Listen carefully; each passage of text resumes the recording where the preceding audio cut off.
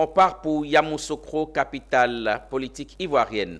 Dans le cadre des préparatifs de la Coupe d'Afrique des Nations Côte d'Ivoire 2023, une délégation du comité d'organisation de la CAN, COCAN, avec à sa tête son président François-Albert Amicha, a rencontré la Chambre des rois et des chefs traditionnels. Au menu de cette rencontre, le point des préparatifs de la Coupe d'Afrique des Nations, la présentation des opportunités qu'offre cet important rendez-vous sportif continental, mais au-delà, solliciter l'implication des rois dans l'organisation, la mobilisation pour la victoire des éléphants. Reportage.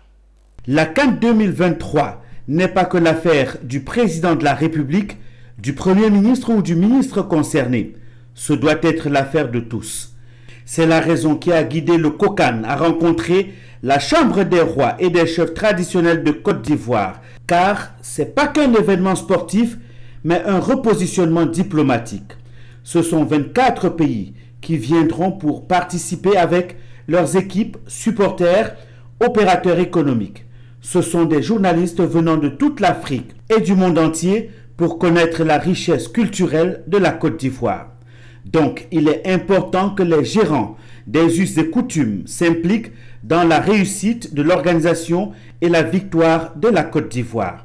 Après les échanges, les propositions et les suggestions de Sa Majesté Amontano, président de la Chambre des rois et des chefs traditionnels de Côte d'Ivoire, a prodigué de sages conseils.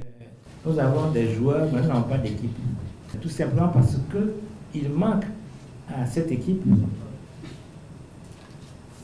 ce qui fait l'essentiel du football, parce que presque toutes les équipes se valent à certains niveaux de compétition, mais ce qui manque, c'est la rage de vaincre. La délégation du COCAN est satisfaite de cette rencontre. Nous partons regaillardis, nous partons sereins. Nous allons rencontrer très prochainement, c'est mercredi, le forum des religions et tous les dignitaires religieux, là aussi, pour placer ce grand événement sportif sous la protection du Tout-Puissant.